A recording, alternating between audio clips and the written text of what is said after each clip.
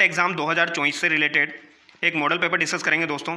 ठीक है, ये हमारा पहला मॉडल पेपर होने वाला है और सेट एग्ज़ाम 2024 का जो भी सिलेबस है दोस्तों, उसी अकॉर्डिंग यहाँ पर सभी क्वेश्चन पूछे गए हैं। ठीक है, यहाँ पर हम राजस्थान जीके और इंडिया से रिलेटेड जो भी इंपॉर्टेंट क्वेश्चन है वो सभी डिस्कस करेंगे दोस्तों। ये बहुत ही यूज़फुल वीडियो होने वाला है आप लोगों के लिए। सेट ग्रेजुएशन एग्ज़ाम और सेट 12th लेवल का जो एग्ज़ाम होने वाला है दोस्तों 10+2 का, ये दोनों के लिए यूज़फुल है। ठीक है, तो चलिए दोस्तों बिना देरी के शुरू करते हैं। पहला सवाल आपकी स्क्रीन पर है, निम्नलिखित में से कौन सा चित्तौड़गढ़ दुर्ग में स्थित नहीं है? विजय स्तंभ, कीर्ति स्तंभ, कुंभा महल, मोती महल। तो दोस्तों विजय स्तंभ, कीर्ति स्तंभ, कुंभा महल जो है ये आपका चित्तौड़गढ़ दुर्ग में स्थित है। मोती महल जो है ये आपका चित्तौड़गढ़ में स्थित नहीं है। ये कहाँ पर स्थित है आपका? ये मेहरानगढ़ दुर्ग में स्थित है। ये आपको ध्यान रखना है। कहाँ पर स्थित है दोस्तों? मेहरानगढ़ दुर्ग में, जोधपुर के अंदर। ठीक है, अगला सवाल देखिए, अजमेर नगर की स्थापना से पहले अजमेर के चौहानों की राजधानी कौन सी थी? तो दोस्तों सांबर, नाडोल, जालोर, रणथंभौर। तो दोस्तों अजमेर नगर की स्थापना सन 1113 ईस्वी में किसके द्वारा की गई थी? तो ये अजयराज के द्वारा की गई थी। ये आपको ध्यान रखना है। ठीक है, और अजमेर के चौहानों की जो राजधानी थी वो शाकंभरी थी, यानी कि आपका राइट आंसर क्या हो जाएगा? सांबर हो जाएगा। ठीक है, अगला सवाल हम देखेंगे दोस्तों, निम्न में से कौन सा त्यौहार श्रावण के महीने में नहीं आता है? नागपंचमी, तीज, रक्षाबंधन, जन्माष्टमी। तो दोस्तों जन्माष्टमी जो है ये आपके भाद्रपद कृष्ण पक्ष की अष्टमी को आती है, तो यहाँ पर राइट आंसर आपका डी हो जाएगा। ठीक है, अगर आपसे छोटी तीज के बारे में पूछा जाए तो ये सावन शुक्ल पक्ष की तृतीया को आती है, और अगर आपसे बड़ी तीज सातुड़ी तीज के बारे में पूछा जाए, कजली तीज के बारे में पूछा जाए, तो वो आपकी भाद्रपद कृष्ण पक्ष की तृतीया को आती है। ये आपको ध्यान रखना है। ठीक है, अगला सवाल हम देखेंगे दोस्तों, 1857 की क्रांति के समय जोधपुर के महाराजा कौन थे? जसवंत सिंह, अभय सिंह, तख्त सिंह, अनूप सिंह। तो यहाँ पर आपका राइट आंसर क्या हो जाएगा दोस्तों? महाराजा तख्त सिंह। ठीक है, इन्होंने अंग्रेजों का साथ दिया था। ये 1857 की क्रांति के समय जोधपुर के महाराजा थे। अगला सवाल देखिए, राजस्थान के किस ऐतिहासिक स्मारक को यूनेस्को की वर्ल्ड हेरिटेज सूची में शामिल किया गया है? तारागढ़ का किला, जंतर मंतर वेधशाला, आमेर की हवेलियाँ, हवा महल। तो दोस्तों यूनेस्को की वर्ल्ड हेरिटेज सूची में जंतर मंतर वेधशाला को शामिल किया गया है। यह आपको ध्यान रखना है। और कब शामिल किया गया था? तो 2010 में शामिल किया गया था। ठीक है, ये इंपॉर्टेंट है। इसके अलावा अगर आपसे पूछा जाए कालबेलिया नृत्य को कब शामिल किया गया, तो कालबेलिया नृत्य को भी 2010 में शामिल किया गया था। और जयपुर परकोटा जो है उसको 2019 में शामिल किया गया है। ठीक है, ये भी आपको ध्यान रखना है। अगला सवाल हम देखेंगे, लांगुरिया राजस्थान के किस मेले से संबंधित है? पुष्कर मेला, दशहरा मेला, भरतरी मेला, केला देवी मेला। तो दोस्तों लांगुरिया जो है ये आपका केला देवी मेले से संबंधित है, वो आपका चैत्र कृष्ण पक्ष की अष्टमी को भरता है। ये आपको ध्यान रखना है। ठीक है, एक तो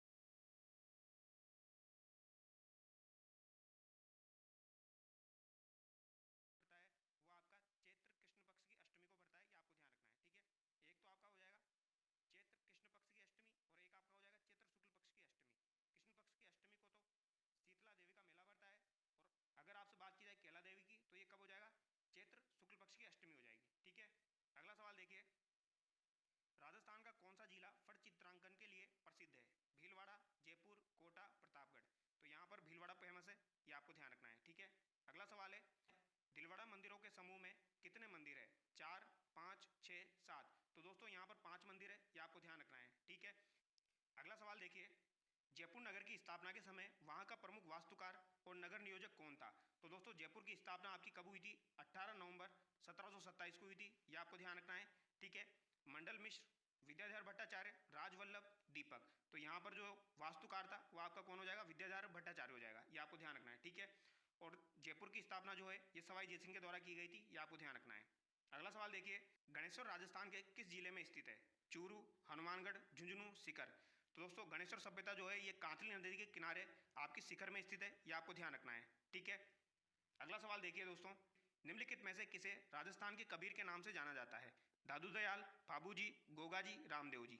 तो दोस्तों राजस्थान के कबीर के नाम से दादू दयाल जी को जाना जाता है। ये आपको ध्यान रखना है। ठीक है, इनकी प्रमुख पीठ कहाँ पर स्थित है? तो नारायणा जयपुर में स्थित है। ठीक है, अगला सवाल हम देखेंगे दोस्तों, क्वेश्चन नंबर 12, अकबर ने प्रताप को समझाने के लिए सर्वप्रथम किसे भेजा? मानसिंह, भगवंत दास, जलाल खां, टोडरमल। तो दोस्तों अकबर ने प्रताप को समझाने के लिए 4 शिष्टमंडल भेजे थे। उनको हम कैसे याद रखते हैं? जमा भट्टो। ठीक है, जमा भट्टो। तो सबसे पहले किसे भेजा गया था? जलाल खां को भेजा गया था 1572 ईस्वी में, फिर मान सिंह को, फिर भगवंत दास को, फिर टोडरमल को। तो यहाँ पर आपका राइट आंसर क्या हो जाएगा? सर्वप्रथम किसको भेजा गया? जलाल खां को भेजा गया। ठीक है, अगला सवाल हम देखेंगे दोस्तों, राजस्थान के कौन से तामपत्र से रानी कर्मवती द्वारा जौहर के प्रमाण मिलते हैं? आहड़ तामपत्र, खेरोदा तामपत्र, पूर्व तामपत्र, चिखली तामपत्र। तो यहाँ पर आपका राइट आंसर क्या हो जाएगा दोस्तों? पूर्व तामपत्र। ठीक है, अगला सवाल देखिए, राज विनोद का रचयिता कौन था? नरोत्तम, सदाशिव भट्ट, किशोर दास, श्यामल दास। तो दोस्तों राज विनोद का रचयिता आपका सदाशिव भट्ट हो जाएगा, ये आपको ध्यान रखना है। ठीक है, इसका संबंध किससे है दोस्तों? बीकानेर से है, ये भी आपको ध्यान रखना है। ठीक है, ये किसका दरबारी कवि था? तो ये कल्याणमल का दरबारी कविता। किसका दरबारी कविता दोस्तों? कल्याणमल का दरबारी कविता, ये आपको ध्यान रखना है। ठीक है, और श्यामल दास के बारे में पूछा जाए दोस्तों तो इनके द्वारा क्या लिखी गई है? वीर विनोद। ठीक है, और ये किसके दरबार में थे दोस्तों? ये शंभू सिंह और सज्जन सिंह दोनों के दरबार में रहे हैं, ये आपको ध्यान रखना है। ठीक है, आगे देखिए दोस्तों, गोविंद गिरी के नेतृत्व में हुए भील आंदोलन को किस नाम से जाना जाता है? एकी आंदोलन, शुद्धि आंदोलन, भगत आंदोलन, जनजाति आंदोलन। तो दोस्तों इसे भगत आंदोलन के नाम से जाना जाता है। ऑप्शन सी यहाँ पर आपका करेक्ट हो जाएगा। ठीक है, अगला सवाल देखिए, 1938 में जयपुर राज्य प्रजामंडल का प्रथम वार्षिक अधिवेशन किसकी अध्यक्षता में आयोजित हुआ? हीरालाल शास्त्री, घनश्याम दास बिरला, जमनालाल बजाज, कपूरचंद पाटनी। तो दोस्तों जयपुर प्रजामंडल की स्थापना 1931 में कपूरचंद पाटनी के द्वारा की गई थी। ठीक है, बट 1938 में जो अधिवेशन हुआ था उसमें अध्यक्षता आपकी जमनालाल बजाज ने की थी, ये आपको ध्यान रखना है। ठीक है, अगला सवाल देखिए, भारत सरकार ने 5 जनवरी 1949 को सिरोही का प्रशासन किस सरकार को सौंपा? तो 5 जनवरी 1949 को सिरोही का प्रशासन मध्य प्रदेश, बम्बई, राजस्थान, गुजरात, तो ये बम्बई को सौंपा गया था दोस्तों, ये आपको ध्यान रखना है। ठीक है, गोकुल भाई भट्ट का संबंध किससे है? सिरोही प्रजामंडल से, ये आपको ध्यान रखना है। अगला सवाल है, वागड़ के गांधी के रूप में किसे जाना जाता है? माणिक्यलाल वर्मा, शोभालाल गुप्ता, भोगीलाल पांड्या, भूरेलाल भैया। तो दोस्तों वागड़ के गांधी के नाम से भोगीलाल पांड्या को जाना जाता है, ये आपको ध्यान रखना है। इन्होंने डूंगरपुर प्रजामंडल की स्थापना 1944 में की थी, ये आपको ध्यान रखना है। ठीक है, अगला सवाल देखिए, स्वतंत्रता सेनानी एवं राजनीतिज्ञ नगेंद्र बाला किस शहर से संबंधित है? जयपुर, कोटा, बीकानेर, जोधपुर। तो दोस्तों नगेंद्र बाला जो है इनका जन्म 1926 में कोटा के अंदर हुआ था, ये आपको ध्यान रखना है। ठीक है, कहाँ पर हुआ था? कोटा के अंदर हुआ था, तो इनका संबंध कोटा से, ये आपको ध्यान रखना है। 1942 में जो आंदोलन हुए थे इनमें इन्होंने बढ़ चढ़कर भाग लिया था, ये भी आपको ध्यान रखना है। और अगर आपसे पूछा जाए दोस्तों देश की पहली जिला प्रमुख कौन थी? देश की पहली जिला प्रमुख, तो देश की पहली जिला प्रमुख आपकी कौन हो जाएगी दोस्तों?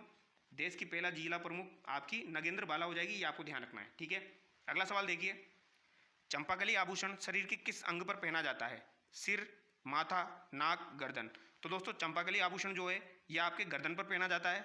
ऑप्शन डी यहाँ पर आपका करेक्ट हो जाएगा। ठीक है, अगला सवाल देखिए, बस्सी वन्यजीव अभ्यारण्य राजस्थान के निम्नलिखित में से किस जिले में स्थित है?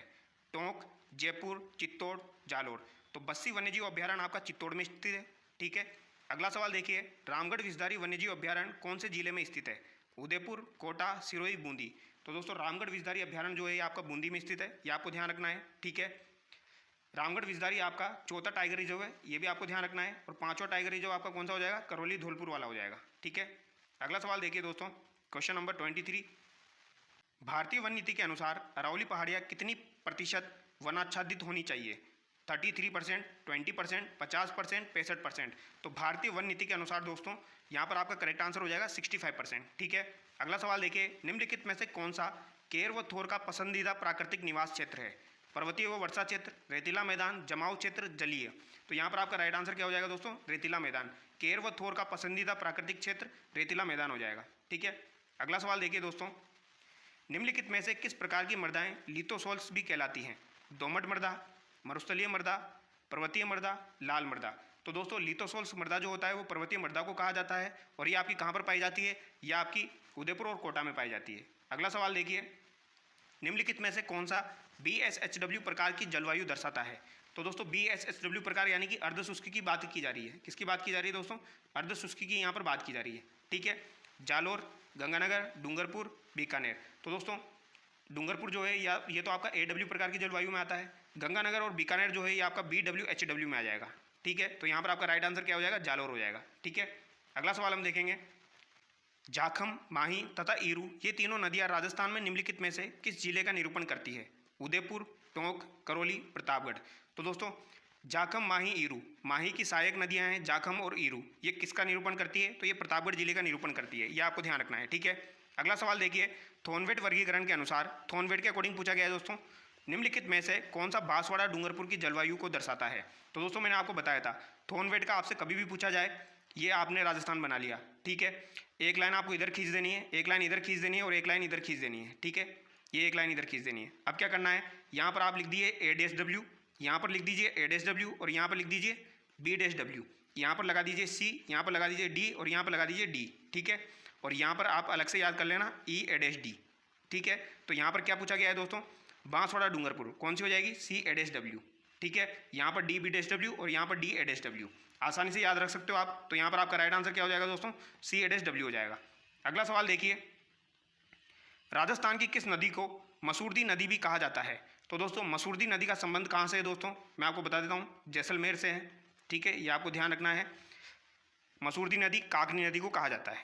अगला सवाल देखिए, राजस्थान के निम्नलिखित में से किस जिले में नदी नहीं है, अजमेर, चूरू, झुंझुनू, गंगानगर। तो चूरू में जो है दोस्तों नदी नहीं है, ये आपको ध्यान रखना है।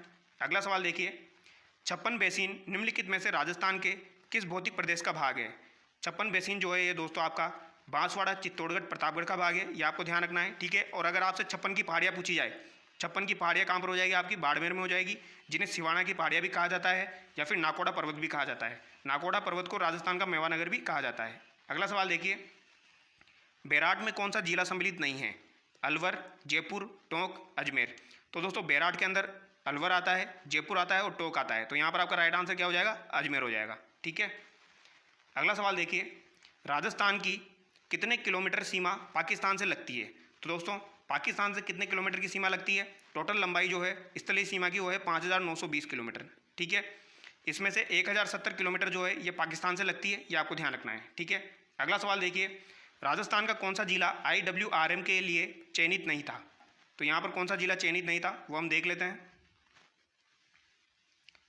पाली, सीकर, चूरू और जयपुर। तो पाली, सीकर और चूरू इसमें चयनित है दोस्तों, जयपुर इसमें चयनित नहीं है। तो यहाँ पर आपका राइट आंसर ऑप्शन डी हो जाएगा, ठीक है।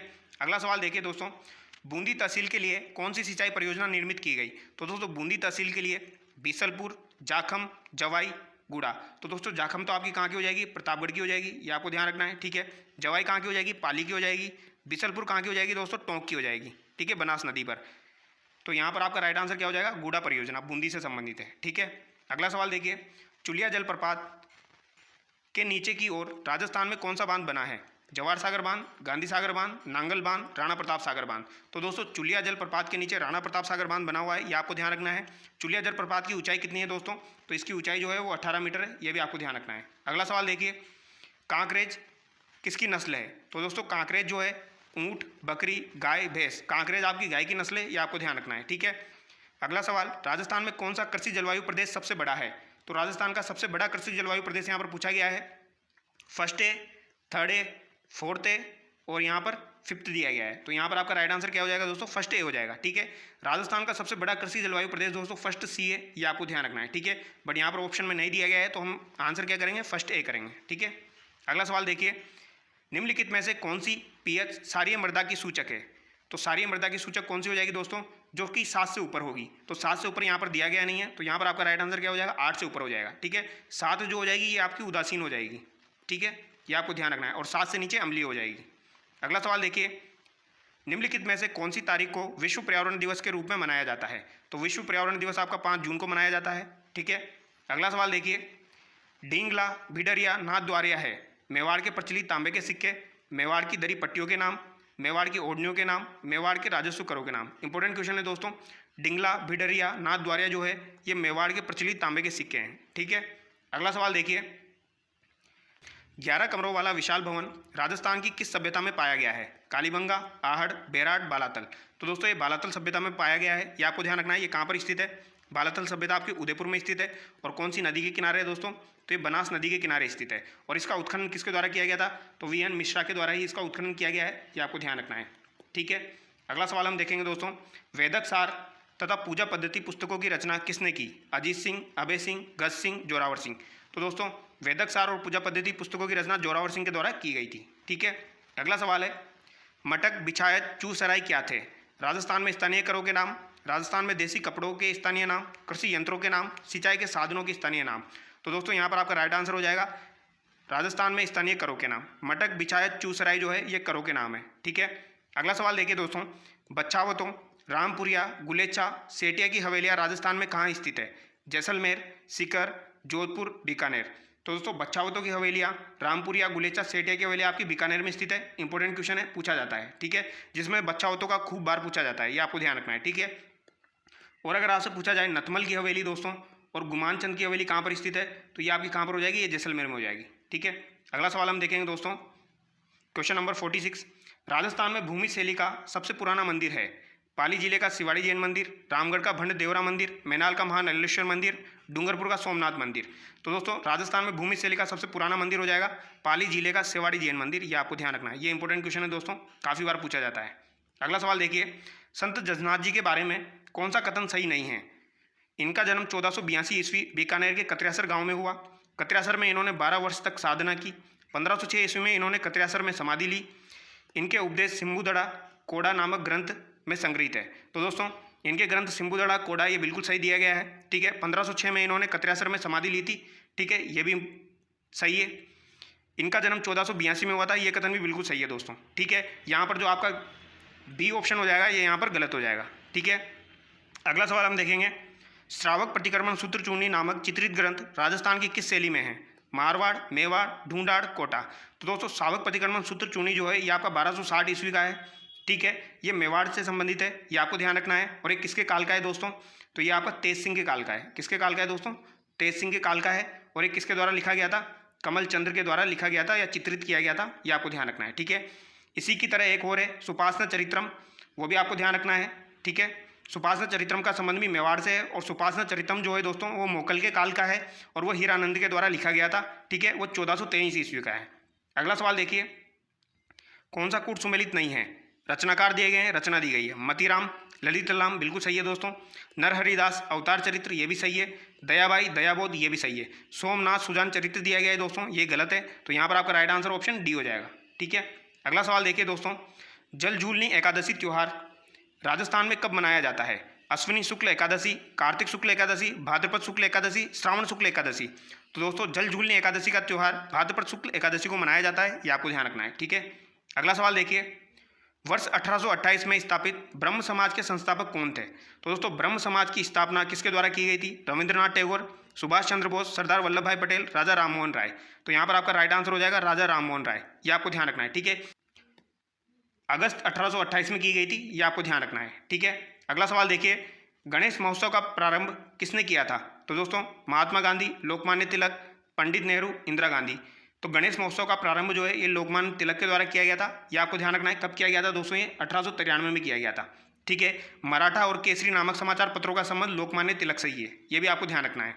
अगला सवाल है, बंगाल में सामाजिक धार्मिक सुधारों में अग्रणी आत्मीय सभा की शुरुआत किसने की थी। विवेकानंद, दयानंद सरस्वती, अरबिंदो, राजा राममोहन राय। तो दोस्तों आत्मीय सभा की स्थापना 1915 में राजा राममोहन के द्वारा की गई थी, ये आपको ध्यान रखना है, ठीक है। राजा राममोहन राय के द्वारा की गई थी। अगला सवाल है, निम्नलिखित में से कौन भारत में सामाजिक और धार्मिक सुधार में सक्रियता से नहीं जुड़े थे। राजा राममोहन राय, पंडित ईश्वर चंद्र विद्यासागर। तो दोस्तों ये दोनों जुड़े हुए थे, ठीक है। आगे हम देखते हैं ज्योतिबा फुल्ले। तो ज्योतिबा फुल्ले भी दोस्तों जुड़ी हुई थी यहाँ पर, ठीक है।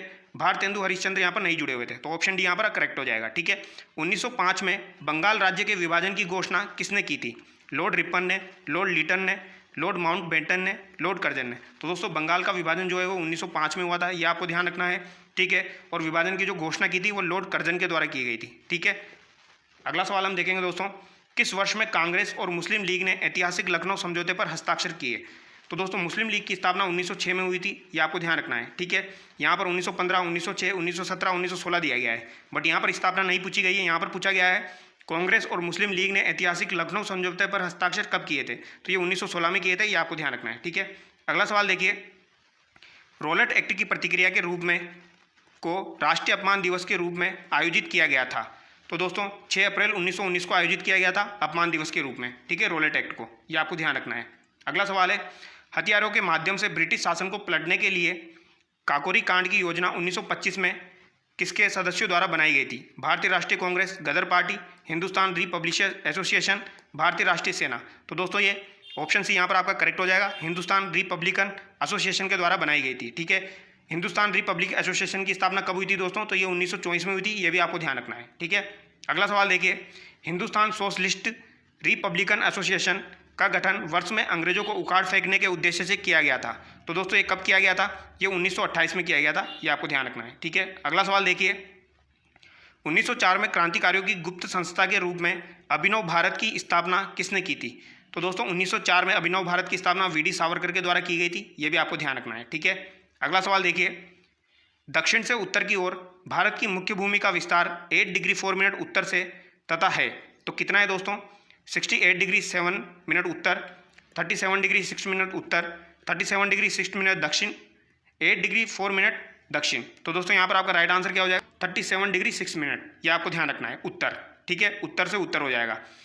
अगर आपसे पूछा जाए दोस्तों भारत की उत्तर से दक्षिण की लंबाई कितनी है, तो ये आपकी कितनी हो जाएगी? 3214 किलोमीटर हो जाएगी। ठीक है, और अगर आपसे पूर्व और पश्चिम की पूछी जाए दोस्तों तो कितनी हो जाएगी? 2933 हो जाएगी, ये भी आपको ध्यान रखना है। दक्षिण में जो बिंदु है दोस्तों उसे इंदिरा पॉइंट के नाम से जाना जाता है, उत्तर में जो बिंदु है उसे इंदिरा कोल के नाम से जाना जाता है, और इधर गुजरात में आपका कौन सा हो जाएगा दोस्तों? गौर माता हो जाएगा, इधर आपका अरुणाचल प्रदेश में किबुद्दी हो जाएगा। ठीक है, अगला देखिए, निम्नलिखित में से किस पहाड़ी पर पूर्वी घाट पश्चिमी घाट से मिलती है?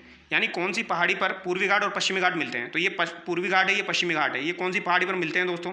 तो यहाँ पर पालनी पहाड़ी, महेंद्र पहाड़ी, नीलगिरी पहाड़ी, सेवराय पहाड़ी, तो ये नीलगिरी पहाड़ी पर मिलते हैं, ये आपको ध्यान रखना है। ठीक है, तो यहाँ पर ऑप्शन सी आपका करेक्ट हो जाएगा। ठीक है, नीलगिरी पहाड़ी जो है आपकी कर्नाटक, केरल और तमिलनाडु में विस्तृत है, ये आपको ध्यान रखना है। ठीक है, नीलगिरी पहाड़ी की सबसे ऊंची चोटी कौन सी हो जाएगी दोस्तों? ये दोदा बेटा हो जाएगी, ये भी आपको ध्यान रखना है।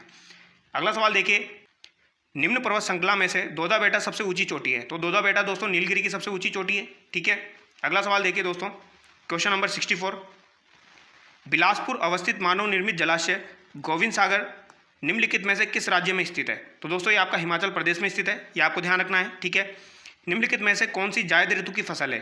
तो दोस्तों जायद की फसल सरसों, कद्दू, मूंगफली, सोयाबीन, तो जायद की फसल आपकी कद्दू हो जाएगी। ठीक है, अगला सवाल देखिए, केरल में समुद्री तट की रेत में भरपूर मात्रा में क्या पाया जाता है?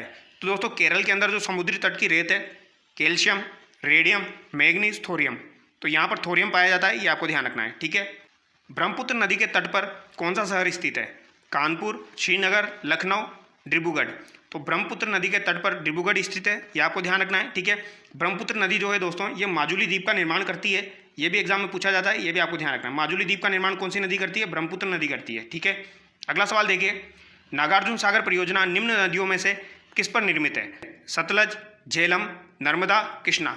नागार्जुन सागर परियोजना दोस्तों आंध्र प्रदेश के अंदर कृष्णा नदी पर निर्मित है, यह आपको ध्यान रखना है दोस्तों। अट्टिनम बांध परियोजना जो है दोस्तों ये भी आपकी कृष्णा नदी पर ही स्थित है, ये भी आपको ध्यान रखना है। ठीक है, सरदार सरोवर बांध का संबंध नर्मदा नदी से हो जाएगा।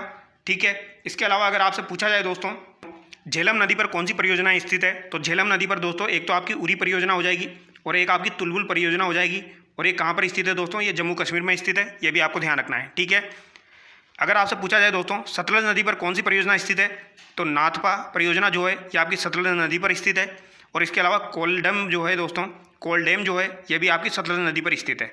ठीक है, कहाँ पर? हिमाचल के अंदर।